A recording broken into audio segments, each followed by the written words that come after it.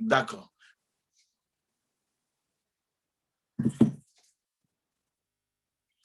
Matthieu chapitre 6, à partir du verset 1, sinon au verset 1. Matthieu chapitre 6, verset 1. Je donne l'occasion aux uns aux autres d'ouvrir la Bible afin de suivre la parole du Seigneur. Que Dieu vous bénisse. Nous lisons. Gardez-vous d'accomplir vos devoirs religieux en public pour que tout le monde vous remarque. Sinon, vous ne recevrez pas de récompense de votre Père qui est dans les cieux. Ça, c'est la version français courant.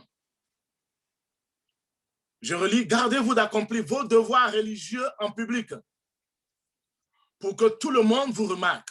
Sinon, vous ne recevez pas de récompense de votre Père céleste qui est dans les cieux. Dans une autre version, il a dit, prenez garde de ne pas accomplir devant les hommes. Prenez garde, toujours la même idée, de ne pas accomplir devant les hommes pour vous faire remarquer par eux ce que vous faites pour obéir à Dieu. Sinon, vous n'aurez pas de récompense de votre Père céleste. Le Seigneur met l'accent sur les devoirs religieux que chaque enfant de Dieu doit accomplir.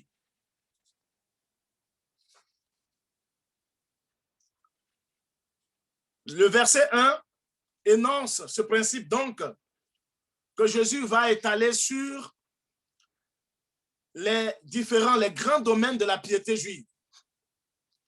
Vous savez, dans la pratique de la religion juive, dans le judaïsme, il y a 3 domaines qu'on peut considérer comme les grands piliers du judaïsme.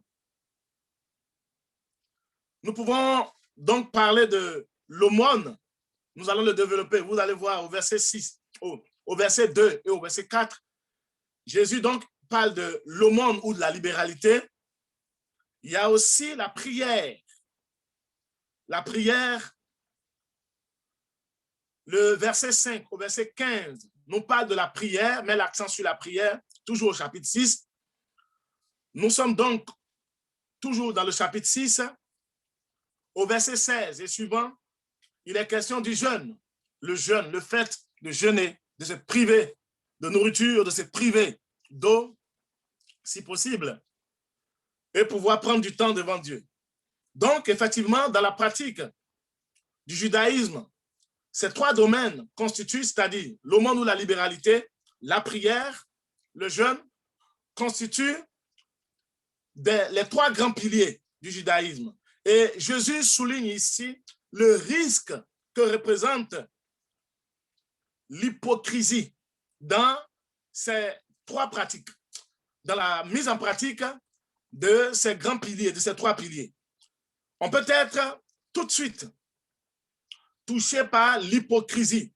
Il va même plus loin et dans tous les évangiles, vous allez voir que Jésus dénonce l'hypocrisie dans la pratique religieuse des pharisiens.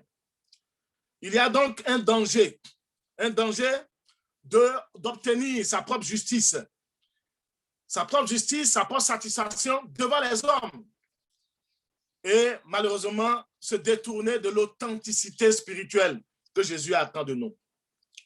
C'est vrai que Jésus relève la nécessité des œuvres et il insiste sur la question de la motivation. Pourquoi faisons-nous ces œuvres, ces pratiques, c'est-à-dire l'aumône ou la libéralité, la prière, le jeûne? En un mot, le pourquoi, le comment d'une œuvre est plus important que l'œuvre elle-même. Je répète, le pourquoi, le comment de l'œuvre que nous faisons, c'est plus important que l'œuvre elle-même. Quand Jésus dit ici, prenez garde de ne pas accomplir devant les hommes, c'est-à-dire, c'est bien de faire les œuvres, de prier, de faire l'aumône ou la libéralité, c'est bien de jeûner et de prier. Mais le fait d'attendre le regard, la satisfaction des hommes est un problème. Quand Jésus dit prenez garde, c'est un avertissement, c'est-à-dire que c'est des choses qui se font. Il a constaté. Et Jésus vit ça. Donc Jésus fait une remarque importante. Il utilise ici l'impératif. Il dit, vous n'avez pas droit à l'erreur. Vous ne pouvez pas être hypocrite. Vous ne pouvez pas marcher de façon hypocrite. Jésus dit, il est interdit d'être hypocrite. Vous savez, ce message, c'était au temps de Jésus, à ses contemporains, mais il est valable pour nous. Le monde, là où il y a la plus grande difficulté de marche dans l'authenticité, dans la vérité, ce n'est pas dans le monde extérieur. On sait que les gens du monde, ils n'ont pas de normes comme Jésus nous le recommande, comme la parole de Dieu nous le recommande. Ils n'ont quasiment pas de normes. Il y a une morale sociale, il y a une morale de l'éducation civique à l'école.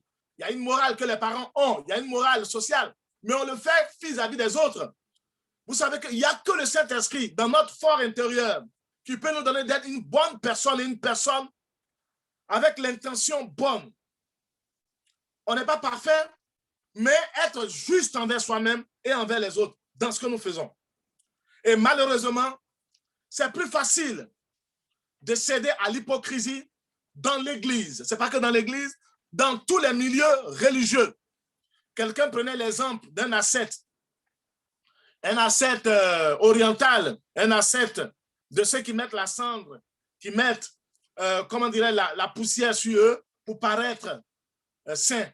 Et ces personnes, quand ils voyaient les touristes passer, ils se donnaient une mine de quelqu'un qui est fatigué, épuisé, d'un saint, quelqu'un de pieux. Mais une fois que les touristes finissaient de lui prendre en photo et passer, qu'est-ce qu'il fait?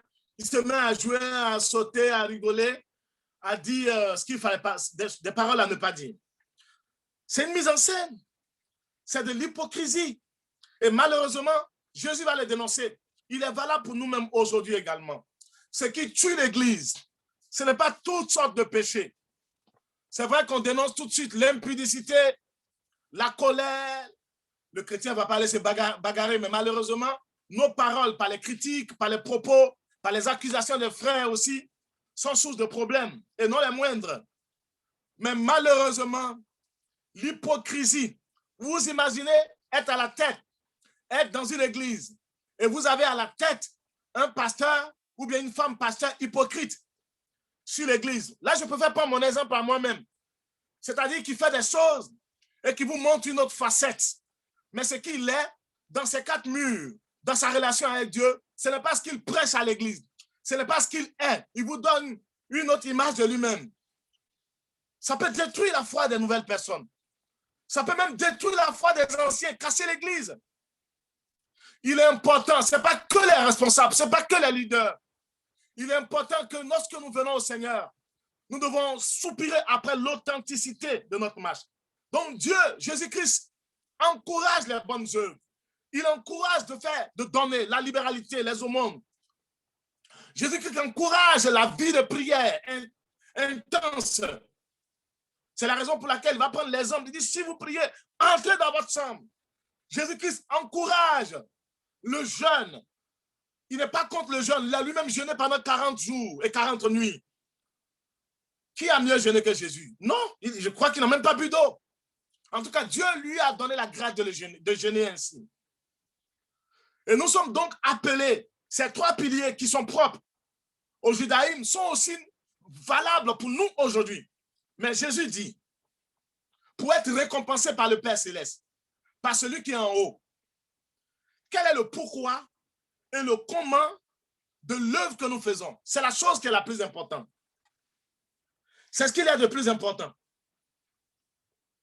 Gardez-vous donc d'accomplir devant les hommes pour vous faire remarquer par eux ce que vous faites pour obéir à Dieu.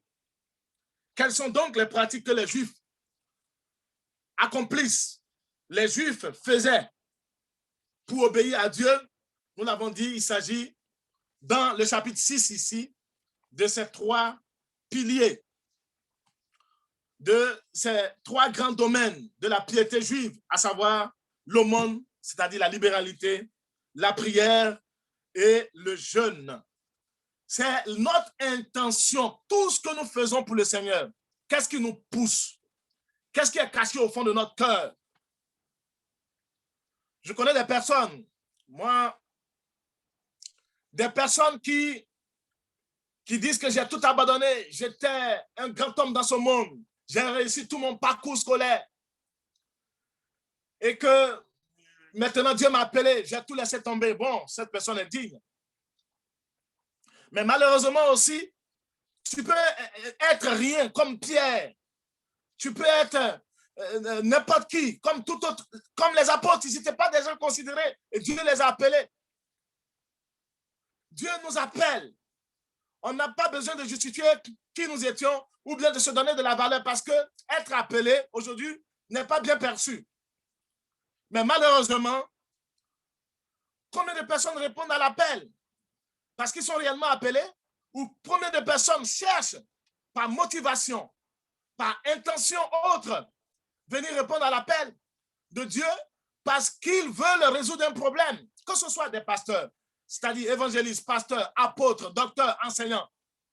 Quelles sont les motivations de notre réponse à l'appel de Dieu?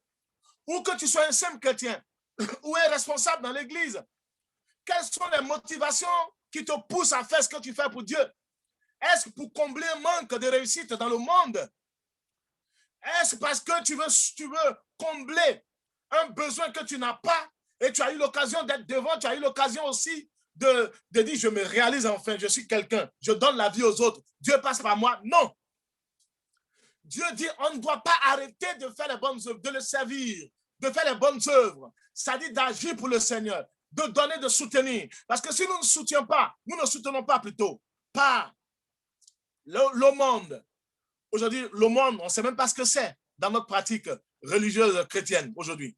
Dans notre pratique de chrétien, on ne peut plus parler, on parle d'offrande. Je ne dirais pas qu'on va aller faire le monde comme le judaïsme, comme dans le judaïsme. Mais la pratique de la libéralité, du fait de donner sans attendre quelque chose en retour, est une immense bénédiction. Et la Bible nous dit bien que Dieu récompense. Si nous faisons selon les hommes, si nous voulons donner, parce que nous voulons plaire à quelqu'un, nous voulons donner à un frère, à une sœur, parce que nous voulons que demain cette sœur soit reconnaissante, ou nous attendons une certaine jouissance, une satisfaction, ou cette sœur ou ce frère nous plaît, alors nous lui faisons du bien, nous avons perdu notre récompense. Ce n'est pas moi qui le dis. Dieu ne veut pas que ce soit le cas. Faisons-le parce que si nous ne faisons pas, l'œuvre de Dieu souffre. Et l'œuvre de Dieu souffre et nous n'avançons pas. Dieu nous a mis là pour que nous soyons un soutien dans la libéralité pour l'œuvre. Prions, parce que si nous ne prions pas, il y aura énormément de défis qui peuvent peser que sur le pasteur, les responsables, sur ceux qui sont engagés devant. Levons-nous aussi dans le jeûne. Mais quel est le pourquoi et le comment? Pourquoi faisons-nous cela? Avançons un peu dans Matthieu chapitre 5. Matthieu chapitre 5, verset 13. Matthieu chapitre 5, à partir du verset 13. Verset 13 à 16. Je lis la parole de Dieu. C'est vous qui êtes le sel du monde. Mais si le sel perd son goût, comment pourrait-on le rendre de nouveau salé? Il n'est plus bon à rien. On le jette dehors et les gens marchent dessus. Je continue. C'est vous qui êtes la lumière du monde. Une ville construite sur une montagne ne peut pas être cachée. On n'allume pas une lampe pour la mettre sous un seau. Au contraire, on la place sur son support, d'où elle éclaire tous ceux qui sont dans la maison. C'est ainsi que votre lumière doit briller dans le monde, devant les hommes, afin qu'ils voient le bien que vous faites et qu'ils louent votre Père qui est dans les cieux. En un mot, afin que Dieu nous voie, que les hommes nous voient briller Donc Dieu encourage les bonnes œuvres, le témoignage du chrétien, le témoignage par notre caractère, le témoignage par notre façon de vivre notre foi, le témoignage par notre relation avec les uns et les autres. Mais Dieu souligne que lorsque nous faisons tout, notre témoignage extérieur n'est pas seulement notre vie chrétienne, dans les normes, dans le rapport avec le monde extérieur, avec les non-chrétiens. Ce n'est pas que ça. Notre témoignage doit s'accomplir également au travers des œuvres, des bonnes œuvres, des œuvres sociales que nous pouvons accomplir.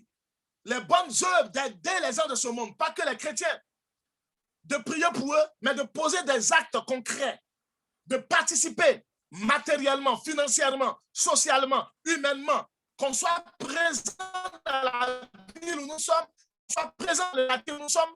Il faut qu'on soit présent auprès de nos voisins, dans notre famille biologique, mais dans le monde séculaire également, il faut qu'on soit présent par des preuves tangibles et palpables, des actes concrets. Jésus nous le recommande. Il dit de le faire, mais ne le faisons pas pour qu'on soit bien vu. Faisons-le pour que ceux-là, ils attribuent la gloire à notre Père qui est dans les cieux.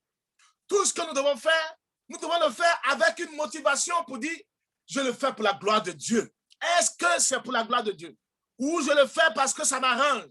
Je me fais parce que j'attends un retour. Je fais un investissement et j'attends un retour sur investissement.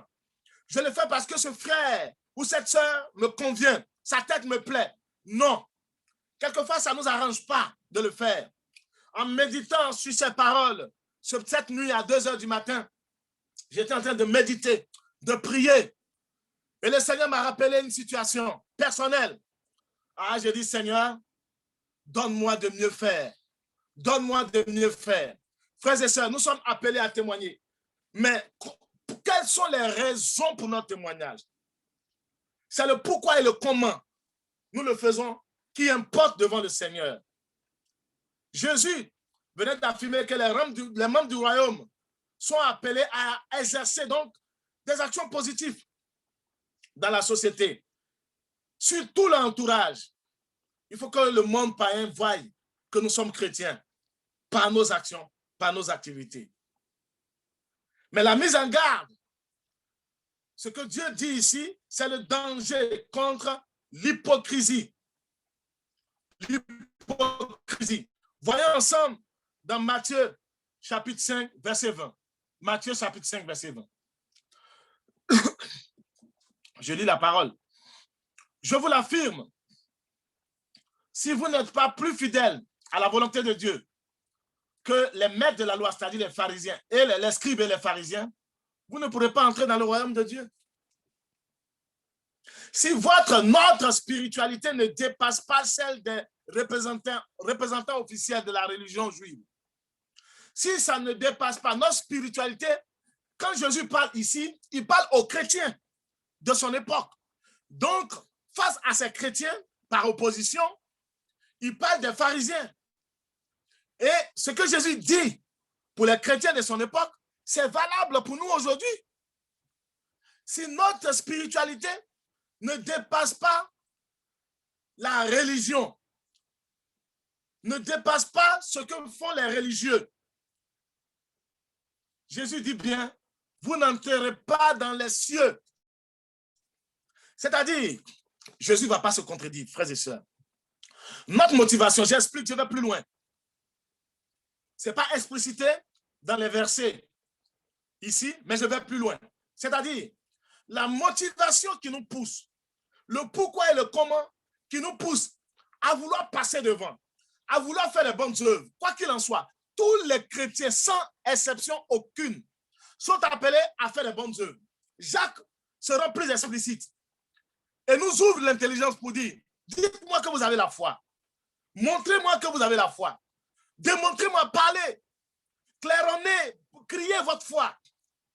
Mais vous me criez votre foi sans montrer les œuvres. Votre foi est vaine. Si votre foi ne fait que vous arranger et que par votre foi, je ne vois pas les œuvres, on n'est pas sauvé par les œuvres. Mais la conséquence de votre foi, c'est que les œuvres doivent suivre. C'est ce que Jésus est en train de dire. Et Jacques va plus loin en disant que la foi sans les œuvres n'est qu'une foi vaine. Est-ce qu'on est sauvé par les œuvres? Non. Mais les œuvres sont une déduction. Les œuvres sont une suite logique des œuvres, de la foi authentique, de la foi sans hypocrisie, découle des œuvres bonnes et des œuvres sincères, avec une motivation profonde. C'est de cela que Jésus parle ce matin. Et malheureusement, si ces motivations ne sont pas bonnes, si ces intentions cachées que personne ne voit, Dieu voit dans les profondeurs. L'Esprit de Dieu nous dit la parole de Dieu. L'Esprit de Dieu sonde tout, même les profondeurs de Dieu. Si les motivations, nous avons l'habitude, par motivation mauvaise, par intention pas bonne, de faire des choses, et que c'est notre habitude, l'adage nous dit que l'habitude devient une seconde nature. Par cette mauvaise habitude, ces motivations mauvaises, nous allons être poussés à produire d'autres œuvres qui peuvent nous conduire en dehors de la voie du royaume des cieux. C'est ce que Jésus dit ici. Faisons attention. Je vous l'affirme. Je vous le dis sincèrement. Prenez garde. Sinon, en faisant ces œuvres avec une intention, une motivation mauvaise, vous pouvez tomber dans l'erreur de continuer de le faire, être aveuglé. Le Seigneur l'a dit, ce n'est pas tout le monde. Tous ceux qui crient Seigneur, Seigneur, qui font des miracles, qui iront au ciel. C'est la raison pour laquelle nous devons nous laisser transformer par la parole de Dieu quand on devient chrétien. Nous devons nous laisser toucher par le message de la vérité de l'évangile. Elle doit toucher, elle vient jusqu'à transpercer âme et jointure et moelle, toucher notre âme, notre esprit, nous travailler. Je méditais cette parole. Elle m'a touché, ce n'est pas parce que je prépare pour pouvoir venir prêcher, mais je me suis laissé toucher, je n'étais pas disposé, je n'attendais même pas de me laisser toucher. Quand j'ai lu, Dieu m'a rappelé que il y a telle chose, il faut mieux faire, il faut faire davantage. Ne vous laissez pas toucher ni vaincre, je vous en supplie. Le problème de l'Église aujourd'hui, c'est l'intention, c'est la motivation qui est cachée dans le cœur de plusieurs chrétiens, plusieurs chrétiennes. Beaucoup de choix d'église, on le voit, la plupart des pasteurs, des collègues que nous rencontrons dans nos réunions de pasteurs, ils dénoncent cela. Combien d'églises, combien de chrétiens aujourd'hui ont laissé tomber leur église? Des pasteurs leur ont donné leur cœur, leur ont donné leur amour. Des pasteurs les ont considérés comme une famille. Mais à cause du confinement, comme ces églises n'ont pas les mêmes moyens que les grandes églises qui fournissent sur Internet toutes sortes de nourriture, on ne peut pas voir tous les mêmes moyens, mais Dieu t'appelle à faire partie d'une famille, d'être quelque part. D'un seul coup, des chrétiens ont quitté des églises, des dizaines de chrétiens, selon le nombre. En tout cas, c'est au moins 10% dans chaque église. Donc, ce qu'on a dit en prière pastorale, on dit, détachez-vous de tout ce qui peut vous faire mal. Heureusement que nous avons Jésus qui garde nos cœurs. Qu'est-ce qui nous motive à venir dans une église? Qu'est-ce qui nous motive à appartenir à une église? Une église n'est pas parfaite. Ta famille biologique n'est pas parfaite. Tes relations ne sont pas forcément parfaites. Ceux avec qui c'est pas forcément, ceux avec qui tu vis, tu es, ils ne sont pas forcément bons. Mais le problème dans toutes les églises aujourd'hui, c'est ce qui motive les gens. Plusieurs suivaient Jésus parce qu'ils attendaient un miracle. Mais la parole ne leur disait rien. Plusieurs suivaient Jésus. Jésus a dit, oui, c'est parce que vous avez le pain à manger. Et quand la croix va venir, quand les épreuves vont venir, quand je serai à la croix, combien voudront être avec moi? Je vous en supplie.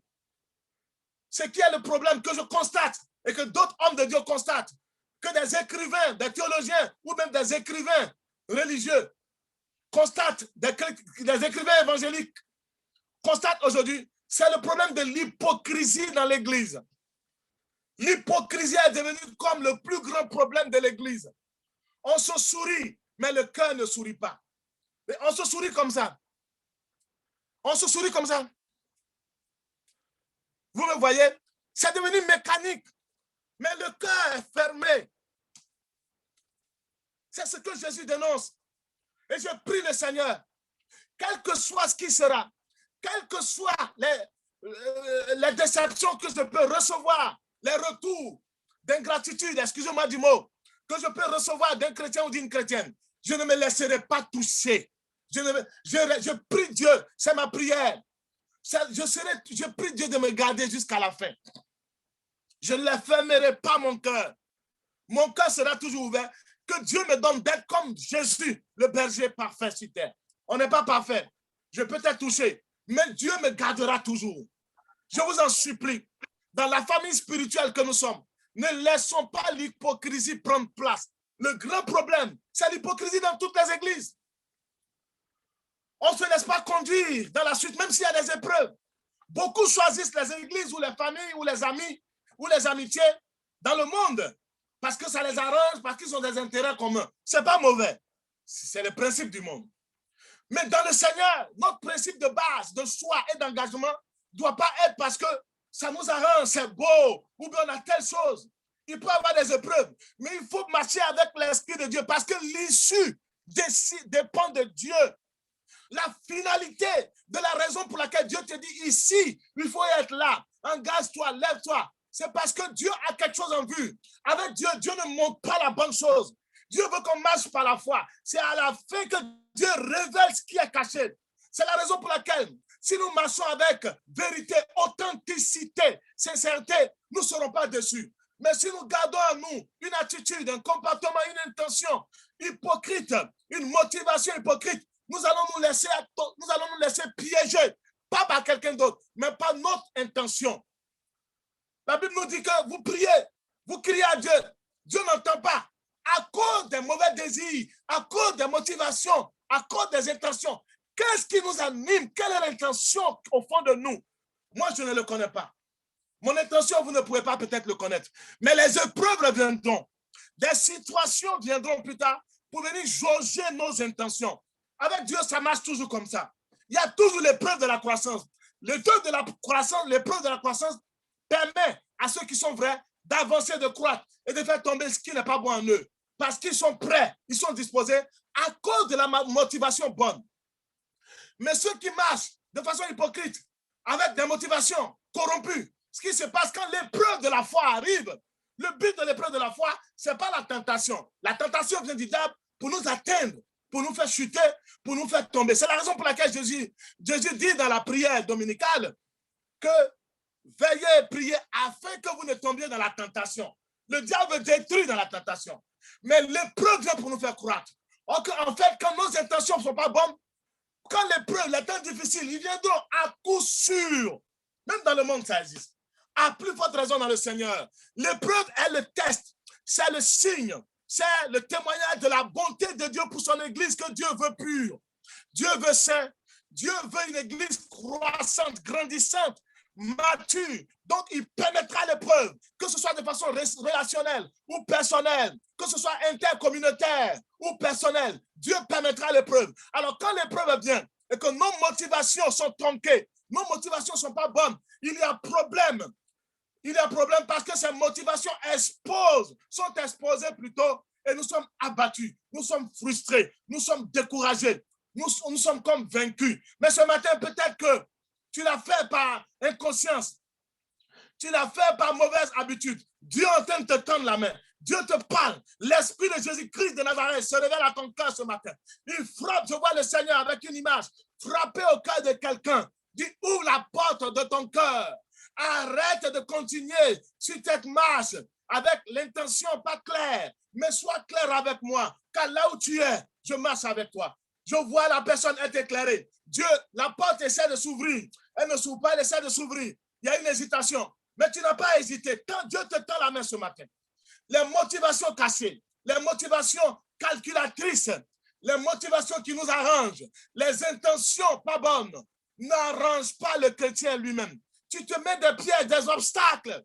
Tu te crées des petits trous sur le chemin. Quoi qu'il en soit, le temps viendra où cela sera mis à nu au détriment de la personne qui les porte. Donc, il vaut mieux changer. Il est temps. Que Dieu nous parle ce matin au nom de Jésus de Nazareth. En quoi consiste... J'ai consulté le dictionnaire Larousse. J'ai consulté le dictionnaire Larousse et le mot hypocrite, l'hypocrisie veut dire attitude consistant à dissimuler son caractère et ses intentions véritables, à affecter des sentiments, des opinions, des vertus qu'on n'a pas pour se présenter sous un jour favorable et inspirer la confiance. En un mot, l'hypocrisie, c'est tromper. Une autre définition, c'est le fait de déguiser son véritable caractère, d'exprimer des opinions, des sentiments qu'on n'a pas. L'hypocrisie, c'est montrer une mauvaise, c'est montrer une image, c'est montrer quelque chose de soi qu'on n'est pas.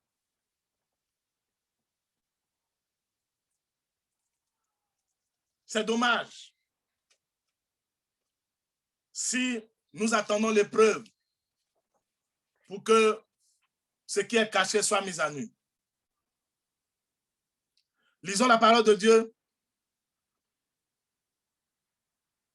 dans Éphésiens chapitre 2, verset Éphésiens chapitre 2, verset 8 à 10. Éphésiens chapitre 2, verset 8 à 10. Je lis la parole de Dieu. Éphésiens chapitre 2, verset 8 à 10. Car c'est par la grâce de Dieu que vous avez été sauvés au moyen de la foi. Le salut ne vient pas de vous. Il est un don de Dieu. Il n'est pas le résultat de vos efforts. Et ainsi, personne ne peut se vanter. En effet, c'est Dieu qui nous a formés. Il nous a créés dans notre union avec Jésus-Christ pour que nous menions une vie riche en bonnes actions. Celles qu'il a préparées d'avance afin que nous les pratiquions. Frères et sœurs, il y a de bonnes actions que Dieu a préparées d'avance afin que nous les pratiquions par notre comportement, par notre mentalité, notre intelligence qui a été renouvelée. Nous devons être des témoignages vis-à-vis des païens et de nos frères et sœurs en Christ. En ce sens, si les œuvres que nous prétendions aimer, les œuvres que nous prétendions ne sont pas nécessaires, c'est au salut. Les œuvres, selon 2 Corinthiens, Éphésiens 2, verset 8 à 10, les œuvres que nous faisons, que nous produirons ne sont pas forcément nécessaires. Mais je vous l'ai dit, elles sont une conséquence. Et je précise, une conséquence obligatoire. Tu ne peux pas dire que tu es chrétien, que tu es converti, que Christ est en toi. Et les œuvres que tu produis choquent le monde, choquent tes voisins et sont tronquées. Ce n'est pas possible. Dieu ne veut pas que nos œuvres soient imbibées d'hypocrisie. Ce n'est pas possible. Nous pouvons faire ce travail. Je prie que ce message ait son effet dans nos pensées, dans nos cœurs. La maladie de l'Église aujourd'hui, je vous dis, c'est l'hypocrisie. Est-ce que ce que nous faisons, quelle est la finalité des actions que nous posons? Toute la question est de savoir comment les chrétiens que nous sommes considérons l'objet et la finalité des œuvres que nous posons. Sont-elles les œuvres que nous faisons pour attirer l'attention sur nous-mêmes ou sur le Seigneur? Dieu recherche nos motivations. Nous sommes appelés à produire de bonnes œuvres. Dieu nous appelle à produire de bonnes œuvres, mais que ces bonnes œuvres ne soient pas pour nous faire remarquer, pour nous faire voir devant les hommes, mais pour glorifier le Seigneur. En grec, dans le grec classique, le mot hypocrisie en français, c'est hypocrites. L'hypocrisie, c'est plutôt hypocrites, c'est-à-dire un orateur. Un hypocrite, dans le contexte grec, avant était un orateur qui parle, qui est éloquent, qui peut vous emporter. C'est-à-dire, il prend la parole et tout le monde est subjugué par son talent oratoire. On est comme envoûté, on est comme emporté. Socrate, Platon, tous les grands philosophes étaient des personnes qui écrivaient, mais qui avaient une telle connaissance. Vous allez voir qu'au temps de Jésus et au temps de l'apôtre Paul, ces orateurs se mettaient donc dans des espaces publics, dans des auditoriums, et ils prenaient la parole et tout le monde était sous leur pouvoir. C'était le sens premier de Hippocrates. C'est dans la suite que le sens est devenu un sens de acteur. Acteur, ainsi donc, un acteur au sens figuré, Hippocrates est appliqué à un acteur, c'est-à-dire le mot a fini par s'appliquer à une mise en scène ou quelqu'un qui joue un rôle, quelqu'un qui porte un masque. C'est du théâtre. C'est du théâtre. Donc, en traitant les religieux qui délibérément trompent les autres, trompent les compatriotes juifs, en les traitant d'hypocrites, c'est dans ce contexte que Jésus dit, vous portez des masques, vous vous habillez en tenue blanche, mais le fond est noir, vous êtes des tombeaux blanchis. Vous allez me dire que Jésus a été dur dans ses paroles, mais Jésus dénonçait ce qui était mal parce que ces personnes étaient fictifs. Ils étaient des figurants, ils étaient déguisés, ils étaient sous un masque. Ils n'étaient pas dans la vérité. Ils faisaient un faux semblant. Ils étaient en mise en scène dans une pièce de théâtre. Et ils attendaient que le public les adore, les acclame. Vous allez voir que les pharisiens, ils ont hésité à vite attraper Jésus parce qu'ils avaient peur du peuple, de que dira le peuple à cause de leur hypocrisie. Je dénonce l'hypocrisie des pharisiens. L'hypocrisie donc consiste à prétendre rendre gloire à Dieu en donnant à croire que l'on fait avancer le royaume de Dieu ou que l'on est une bonne personne, alors qu'en réalité, on cherche à bâtir son propre empire. Ce n'est pas forcément les leaders, les pasteurs ou les leaders qui bâtissent leur propre empire en cherchant l'approbation et l'admiration des hommes. C'est un processus subtil, excusez-moi, que le diable utilise pour ronger plusieurs vies. Surtout la vie de personnes qui cherchent à se réaliser dans l'Église. Et ça, malheureusement, ça atteint plus les pasteurs, les leaders, c'est-à-dire évangélistes, apôtres, enseignants, docteurs, tous ceux qui ont un pôle de leader ou président d'assemblée, président d'œuvre chrétienne, tous ceux qui sont leaders ou présidents de fédération. Ils peuvent toujours tout faire pour donner une image. Mais Dieu sait ce qui ne va pas. Dieu sait quelle intention nous avons. Je vais terminer, nous allons prier. Il est bientôt midi.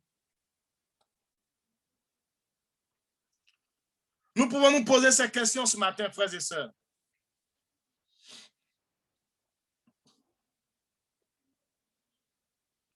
La question que nous devons nous poser, la première question est de savoir si derrière chaque action que nous faisons, nous avons parlé des 3 grands piliers du judaïsme, à savoir l'aumône ou la libéralité, la prière et le jeûne.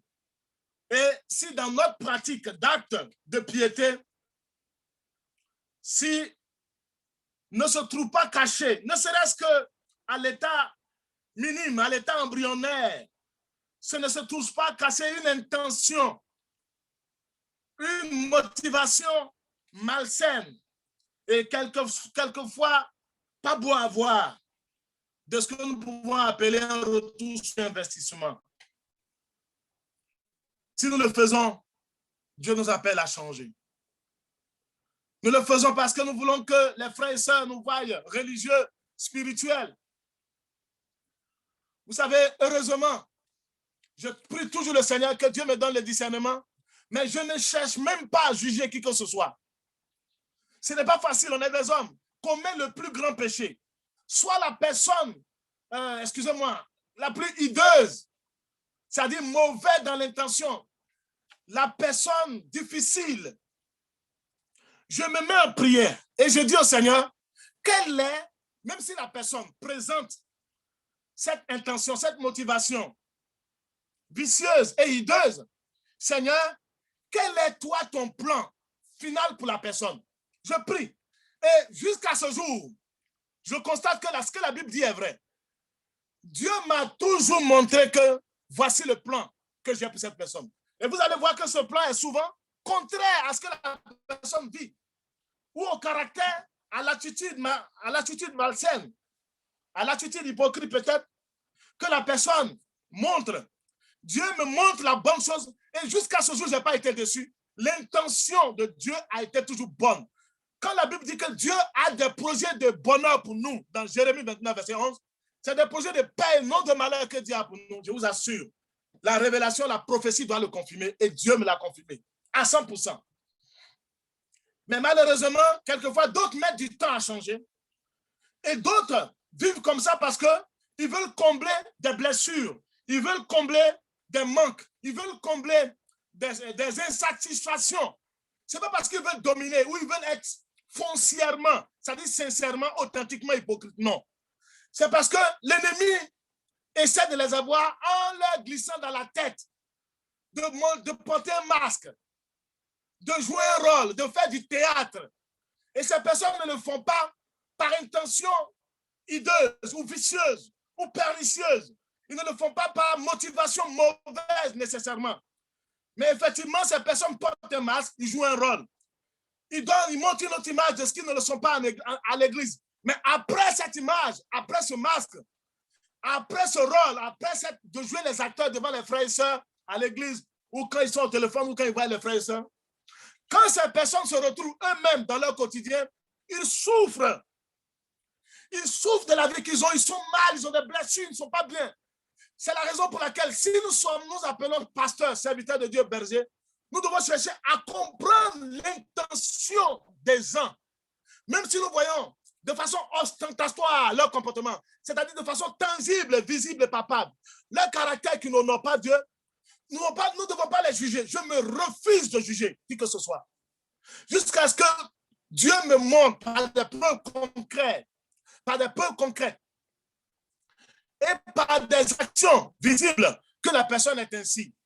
Approchez les gens, priez pour les gens, prenez la situation à cœur. Vous allez voir l'intention de Dieu pour ces personnes et vous allez voir qui ils sont réellement. Il y a un pourcentage, je dirais 10%, qui viennent de façon résolue du monde et disent qu'ils se convertissent. Mais au fond d'eux, en fait, ils ont une motivation cachée en venant à l'église. À l'église, on peut attraper une femme facilement. À l'église, on a une chrétienne qui va être une bonne femme à la maison, qui ne va pas nous laisser tomber, qui ne va pas aller voir ailleurs. À l'église, les frères et sœurs peuvent donner ceci. On a eu beaucoup de visites où des gens sont passés par les églises, dans nos églises, pour venir dire qu'ils ont des besoins. Et puis 10 mois, 1 an après, ils disparaissent. Ils refusent même de suivre Dieu. Les gens, il y a des gens qui sont résolus et qui viennent, qui se disent que les chrétiens sont bons et qui veulent abuser de la gentillesse. Ces personnes-là, d'autres changent, d'autres continuent pendant des années. Et c'est difficile de les connaître. Je ne parle pas de l'hypocrisie inconsciente ou l'hypocrisie maladive. Attention, je dis maladive. L'hypocrisie pour combler un manque. Le masque pour combler un manque. Des gens qui jouent au théâtre pour combler un manque. Mais il y a un petit pourcentage qui arrive souvent dans les églises et qui sont pernicieux. Ils ne veulent pas changer. Ils veulent obtenir, atteindre leur objectif. Ces personnes-là, quelquefois, Dieu a dit, ce n'est pas à nous de juger, même ces personnes. Au dernier jugement, l'ivraie sera mis à nu. Et ne vous inquiétez pas. En tout cas, Dieu veille sur son église. Il est le Seigneur et le maître de l'église. Ce n'est pas un pasteur. Ce n'est pas un dirigeant qui est le Seigneur et le maître de l'église. Ce n'est pas possible. Au contraire, c'est la calamité, la catastrophe. Heureusement, le Seigneur est le maître de l'église. Et Dieu permettra les épreuves pour que les intentions qui ne sont pas bonnes soient mises à nu. Et Dieu profitera pour guérir, même si des personnes portent le masque, pour guérir ceux qui portent le masque, mais qui souffrent dans leur cœur, dans leur âme. Ces personnes ont besoin d'aide. Et je prie Dieu que Dieu vous aide ce matin. Mais si le 1%, le 10% des personnes d'intention mauvaise et qui refusent de se convertir, tout en venant à l'église, tout en étant proches, il y a d'autres même qui vont plus loin jusqu'à être l'ami même du leader. Comme Judas était l'ami de Jésus. Il gardait l'argent, il faisait tout. On ne peut pas savoir. On ne peut pas tout connaître. On est limité dans la révélation. Et Dieu permet quelquefois Lui seul est souverain, connaît tout. Pour que notre foi se base sur Jésus. Marcher avec Jésus. Baser la foi sur Jésus et non sur des hommes. Ce matin, Dieu veut nous aider à la vie chrétienne authentique, à la vie chrétienne de vérité, de sincérité. Dieu ne veut pas que nous marchions dans l'hypocrisie. La deuxième question pour terminer, et nous n'allons pas pouvoir répondre à ces questions. Nous allons répondre à ces questions prochainement. Je vous la donne. C'est de savoir dans le cas où l'on admet que nos bonnes œuvres puissent être récompensées, c'est-à-dire rétribuées. Si nous sommes d'accord, comme Jésus l'a dit, il y a une récompense pour nos bonnes œuvres. Il y a des personnes qui disent que par spiritualité, qui disent non, je n'attends aucune récompense. Jésus dit, quand nous faisons de bonnes œuvres, il y a des récompenses. Au ciel, lui, Dieu, il décide de nous récompenser. On en parlera plus tard dans le prochain message. Donc, la récompense, le fait de dire je m'attends aussi à une récompense, on ne le fait pas parce qu'on attend une récompense. On ne le fait, on pose nos actions pour obéir à Dieu parce qu'on est sauvé. Et les bonnes œuvres doivent découler de notre salut. Si tu es réellement sauvé, ça doit couler de soi. C'est comme si on met de l'eau ici. On met de l'eau dans cette bouteille. Vous imaginez? Et que la bouteille soit à même de reverser l'eau. Si j'ouvre cette bouteille, l'eau va se renverser. C'est comme ça. Dieu passe par nous. On est des passeurs de bénédiction de Dieu. Donc, si tu es chrétien et que tu ne produis pas de bonnes œuvres, Jésus a dit même ceux qui ne produisent pas de bonnes œuvres, il faut couper les arbres.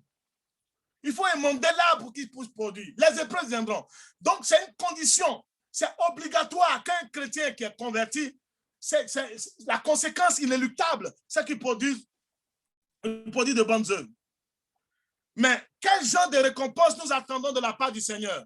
Si nous sommes d'accord que nous devons être rétribués, nous devons être récompensés. Est-ce que nous attendons une récompense de la part des hommes? Ou nous attendons forcément une récompense terrestre? Jésus précise que la récompense est céleste. Je vous en supplie, on sera récompensé. La Bible en parle. Jésus souligne, bien dans le verset que nous venons de lire tout à l'heure, qui était le verset du jour, que je vous le relis. Gardez-vous de ne pas accomplir devant les hommes pour vous faire remarquer par eux ce que vous faites pour obéir à Dieu. Sinon, vous n'aurez pas de récompense de votre Père Céleste. Il y a vraiment la récompense du Père Céleste. C'est lui qui décide et nous en parlerons prochainement. Je vous invite à la prière, s'il vous plaît, mes frères et sœurs. Je vous invite à la prière. Seigneur, je viens avec tout mon cœur. Nous pouvons arrêter le message, s'il vous plaît. Merci, mon cher Brian.